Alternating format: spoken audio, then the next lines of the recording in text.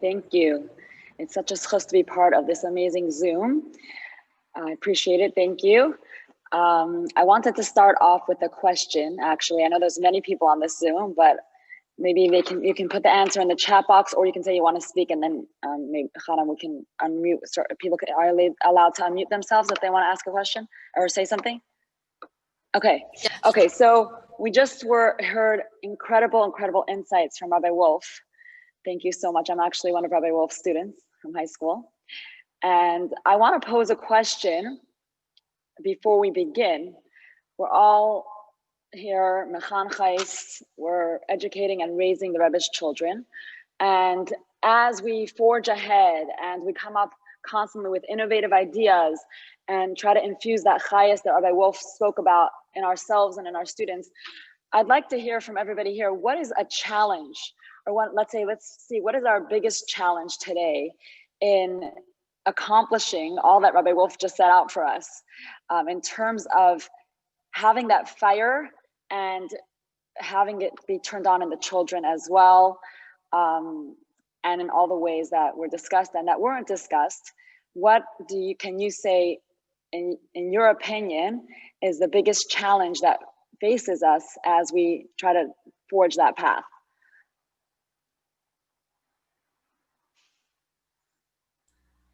Okay, I see somebody said where to find nice simple pointers that can get us excited about what we're teaching. Okay, thank you so much for sharing. Anybody else?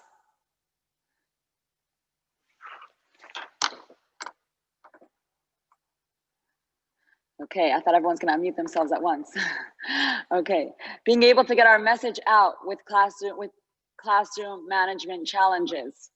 Okay, so these are great questions. If someone else wants to say something, yeah, Cyril Goldman.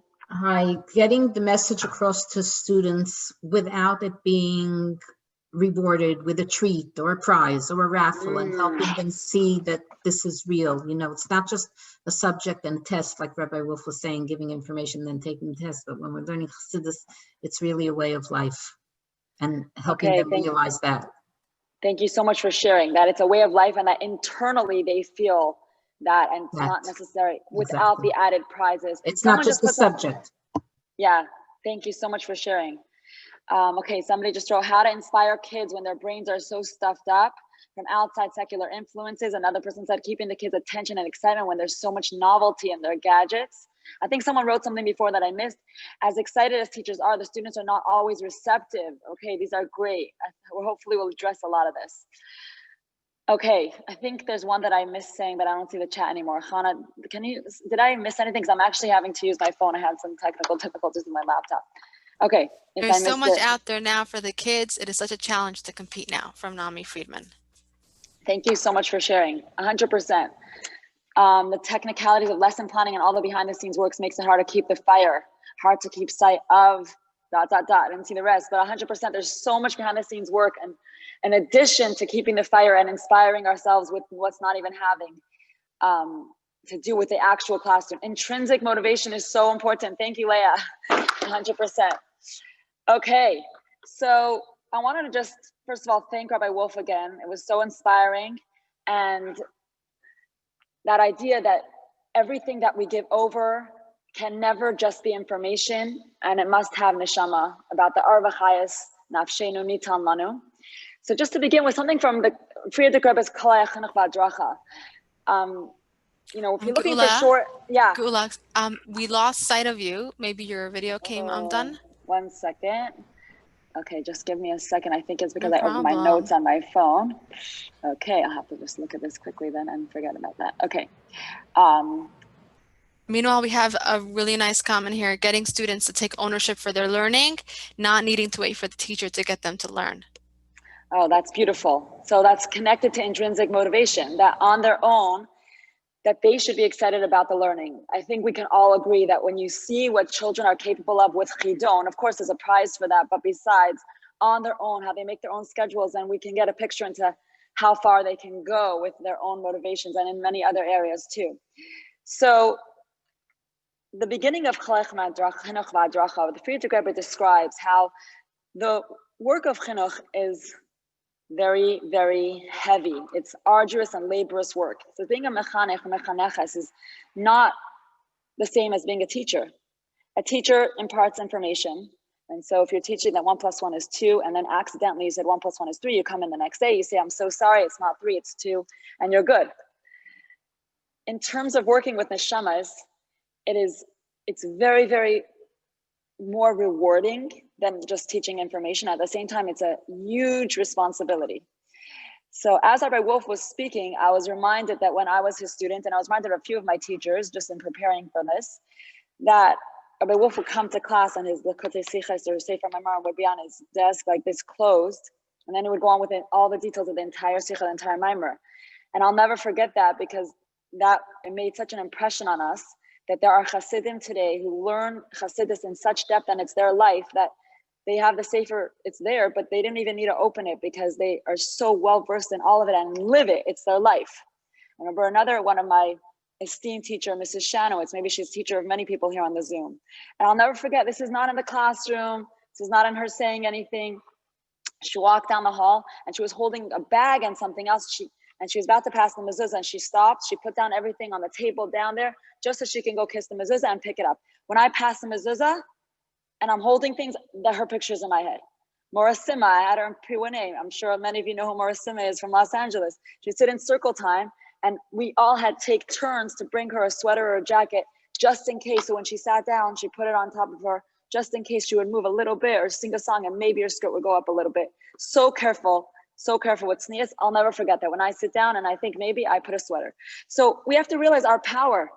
All these things that come to my mind, and there's so many more, and so many more amazing mechanches that I have not mentioned, that it's not even what they said in the classroom. It's like the Friedrich Rebbe says, it's who we are as people. Now, of course, the lessons that we impart, we have so much planning that goes into it, and all the different methods to get the children excited and motivated. At the same time, the relationship is such a huge foundation. When the children have, and the Friedrich Rebbe talks about that in Klalei Chinuch V'Hadracha, the two parts here that we're talking about, the fact that it's the person. Why does he say it's hard and arduous work, laborious work? It's the whole first part is not even talking about your connection to the students. It's who you are. If you read the first few prakrim, it's talking about that a person has to know their weaknesses, they have to know their strengths, and they have to constantly be working on themselves and addressing the mechaneches, the mechanech. And in order to go out and do your job, first figure out and work on who are you as a chassid, who are you as a person? Like Rabbi Wolf said, turning on your own fire automatically has such a strong effect on your students, whether you're in front of them or not. And that's a huge tzchus that we have. And then together with that, the next step, I would say, not the next step, but later on the Sefer, the Friedrich Rebbe talks about the relationship between a student and a teacher. Because no matter how great we are at technology, and we are trying to outdo all their own gadgets, and we really have, in a lot of ways, discovered so many amazing things. And it's, Chana, your networking is so powerful. The fact that people can just share quickly these games and these ideas, there's so much out there. Now, in order for the students for it to be implanted in them, that now they're going to want to live with it, there needs to be a relationship. There needs to be a trust, and there needs to be that knowledge that my teacher loves me and she loves what she's doing. And everything else is going to grow from there. So it's about making the children into kalim. And the more we make them into kalim, the more that whatever we teach is going to take root and sprout. And that might not happen till many years later, that it's actually going to become a deep part of them. But the feeling inside that they have, that they know they have a relationship and that there's someone who really cares, everything else will sit afterwards. But that is definitely the foundation. We just came back from a Shabbaton with the 8th grade, and it was really, really incredible. We went up to the mountains and the girls had an amazing time. And two situations happened where I realized it was so worth all of the hard work and giving them all that attention and that love. there were many other instances. I'll bring up two that came specifically from the Psukim and Chumash. So a girl was wanting to be part of a certain, we split them up for a certain reason, and she wanted to be part of, do a different job. And her and her friend came to me and they're asking me, I said, you know, we're ready to split it up. We're going to do it and we're going to have a great time. And then they whispering, they come to me, they said, Lama Nigara. We had learned that Rashi a few weeks ago. And they knew that by saying something from Chumash, that's it. Like, I'm just going to have to figure out a way to help them. Or the bonfire, the smoke was like rising and then moving. And it was time to go. And they said, oh my goodness, look, because we're learning about the travels on the Mishkan. And V'na'aleh ha'anan said, oh, it's time, we got to travel. The cloud departed. And they're all looking at the cloud and they're discussing the difference between Misamer Ba'ele and Istalakos, and how difference between when they camped and they traveled. And you realize, why is this all coming out now? It's because they're Kalim now. They're having such a great time. They sang, they laughed, they played amazing games, they danced. And after all that, all of a sudden, the learning, there's a new highest for the learning. So the relationship and the experiences that we give them create the groundwork that everything that we're going to plant after that, and in Chumash, in Navi, in Chassidus, and whatever we're doing in the davening, then it can sprout and grow into beautiful inspiration for them. In terms of intrinsic motivation, so we all know the famous story that we spoke about a few parshas ago about the Rebbe Rashab, and how the fact that the story was only revealed to us in later generations proves that it's the children of this generation particularly who can access that level of motivation. If we look at generations prior to us, they follow more the path that the Rambam says. You give the sugar cubes, you give children raisins and almonds, you motivate them with prizes in order to bring them to that maturity eventually. But not all the stories of the Rabbeim when they were young were shared at all. And they were only shared if it's shayach to us. So this story was only shared later on as we get closer to the time of the Geula. And we spoke about this on the preschool Farbrengen. And that's because we're dealing with a different level of neshamas. This is a total upgrade. The neshamas that came to us, the ones that we are privileged to be able to raise. These are the children who are bringing Mashiach. And talking about mechanchais, these are the girls. If they're over bas mitzvah, they're literally the nashim tzidkaniyas. A little bit more, I think, than we are, because they're the new and improved nashim tzidkaniyas. So, you know, we live here near Hollywood, and I remember one of our first women in our Chabad that we met at Kosher Day. She worked in Hollywood, and her son used to go to this special preschool. That it's a preschool. All the parents of this preschool work in the movie industry. And it's very like prestigious, and these are the children. They're hoping that they're gonna like raise them to continue to be the actors and the producers, etc., from young age. And most of these young actors, forget about the preschool, as they grow up, they're not easy to deal with always. For whatever reason, maybe like we can translate it now to the children now who are so busy with all their gadgets, or they're a little privileged or spoiled. But the people who are taking care of them feel like this certain honor and dignity, like I am taking care of these Hollywood stars and these, these people, these are going to be very famous. So yes, it's a challenge. Children are distracted. There's a lot that goes on in their heads. It's not easy. They're like you brought up the classroom management. All these are very, very real. So teaching with Chassidus means, Chassidus is all about turning on the light. So first we have to turn on the light to who we are, like we said. Who are we? We are mechanchais, and as role models, whatever we do within our own Avodas Hashem is automatically opening up pathways for our students.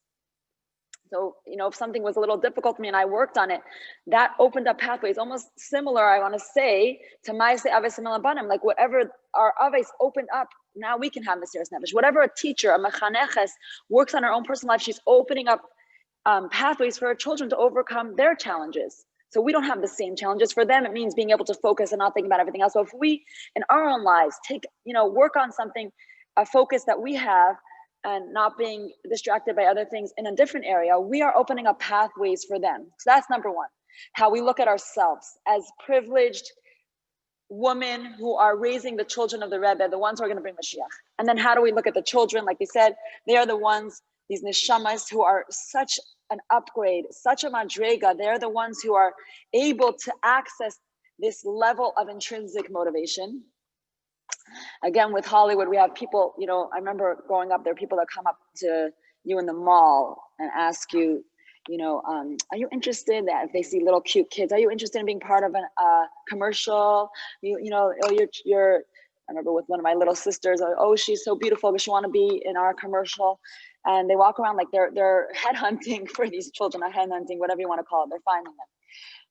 We have been given, we don't even have to search for them. I mean, we should also be searching for them. There are many letters of the Rebbe. We should bring more children into our Maaseh Chinuch, but we have them in our hand. We have these incredible neshamas that we don't even have to handpick them, like these people running after the kids in the mall. The Rebbe Rashab already handpicked them. And he handpicked them for this mission to bring Mashiach. So looking at the children that way and asking the Rebbe for a bracha, because we're taking care of his children, you know, just like we asked the parents, do you have any ideas for me? I mean, she's brilliant. She's having a hard time doing this and this. What do you suggest? What you know, what did you do when she was on Zoom? So we have to ask the Rebbe. We're taking care of the Rebbe's children. And then, of course, how we look at the material that we're teaching. So how we look at ourselves, how we look at the children, how we look at the material that we're teaching. That Torah, every single part of it, just by learning it, you have the chance to connect to Hashem. The children, when they can understand how excited we are about that, I think that's a big part in the motivation. You know, let's say for young preschool children, I remember at the snack table, and we would say, you know, look at the apple for a minute and just even think about it. You know, the whole conscious eating that now is a big part of dieting, but this is just children. You say, look at this apple. This apple Hashem created, and inside of it, there's a spark of Hashem. When we say a bracha, this spark is shining up the room. We can't see it, but our neshama sees it. They get so excited to say a bracha. These are the children who have the neshamas like the Rebbe Rashab. I remember they can't wait to be able to look at that apple and close their eyes and think about the piece of Hashem that's inside of it. I don't know, maybe the children a generation ago when we were kids, we wouldn't even like appreciate that, but children in this generation do. So I think just explaining what's going on is already a motivation. We call our Chumash class Torah Gourmet, 8th grade, so it's an 8 at the end, because Chassidus teaches us that Torah is our mazon. I remember one day sitting in 10th grade and Rabbi Anoka teaching us Tanya Pereches, and all of a sudden, like, I had an epiphany from what he was teaching. I said, oh my goodness, when we learn Chumash, we're actually, this is like the water that comes from Makam Gavaya and Makam Namoch. It's the same exact, it's Hashem's wisdom unfiltered. And I started to feel like, whoa, like what am I doing in Chumash class as a 10th grader? I would just like, you know, do what most 10th graders did, just try to get by with knowing the knowledge. I was like, I have to look at these words. I have to try to really think about it. This is not just a subject. And it was obviously because he lived it, that when he said it, it took root inside me. So the way we look at it, yes, we're teaching the information of Chumash, but if we look at it that every time we say a pasuk, we are connecting to Hashem.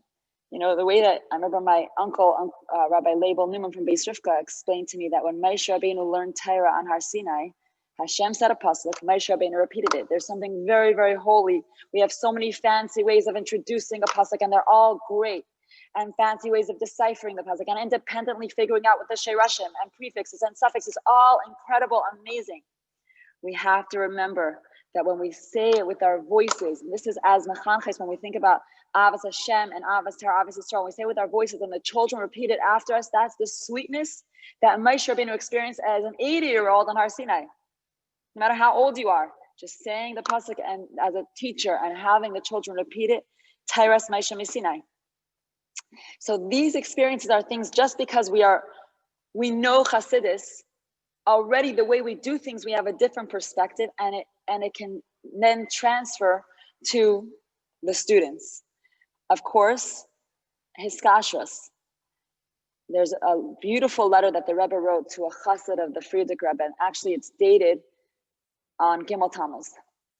And the Rebbe was writing about how the Frierdiker Rebbe is a nasi that encompasses all levels of a nasi. And obviously the Rebbe is telling this about himself.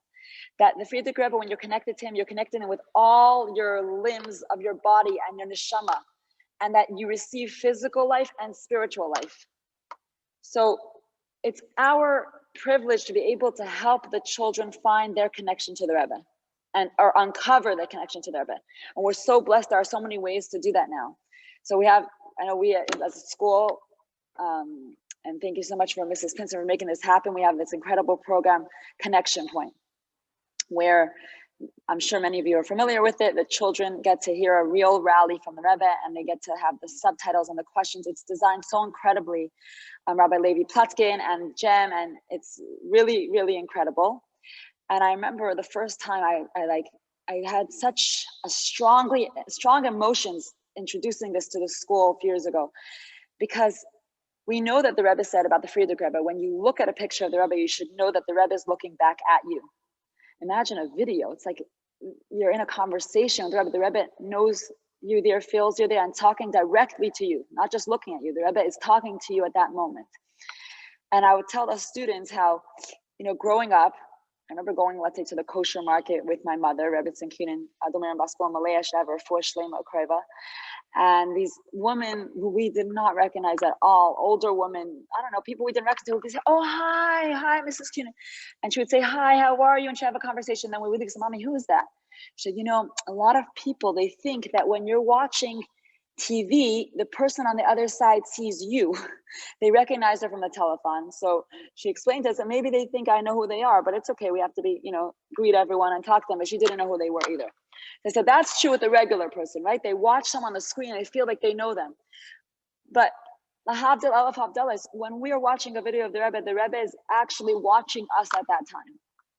And I personally, last week we were watching the Connection Point. And I stood there really asking the Rebbe for a specific bracha. And in the words that the Rebbe spoke to the children, there was a specific sign and bracha, exactly word for word, just saying it, I get the chills, exactly what I was thinking about right then at the beginning of the rally.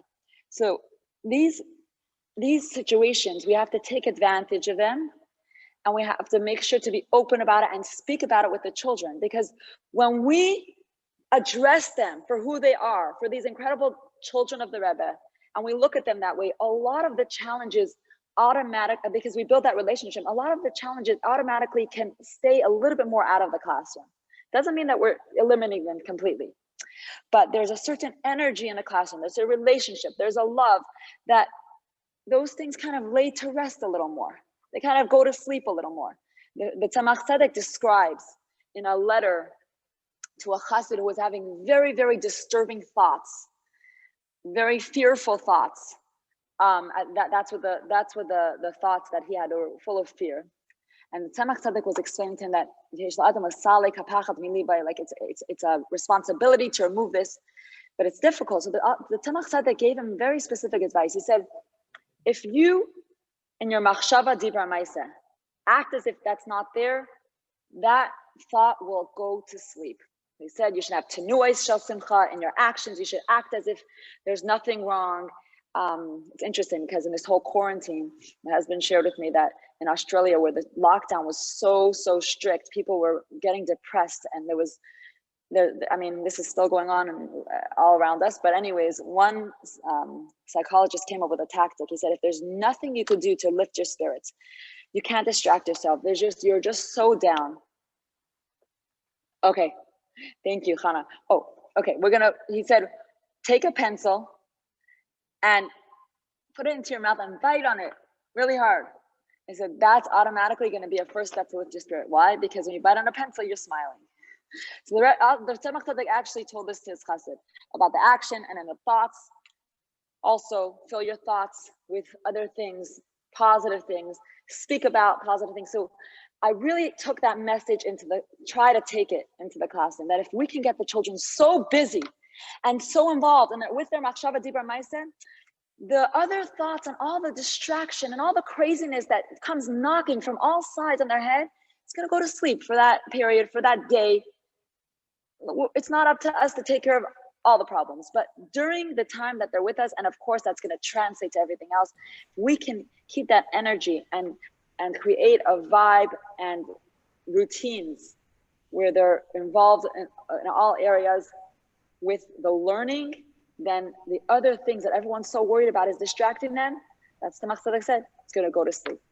So we're going to end here. So much more to learn. I just want to say, someone said looking for short things to inspire yourself. It's so important. Rabbi Wolf said, switch the subject, switch the grade. I want to say that's a great idea. And also, if you're not switching the subject to the grade, just go and learn Chassidus. Chassidus is endless. Learn a little bit of Chassidus about the subject you're teaching, and you'll see you're going to have a new chayas for it, a new energy for it. So I want to give everyone a bracha. Yehi ratzon shetishra shechina b'ma'aseh yadeinu, b'geula, hamitis v'ashlema.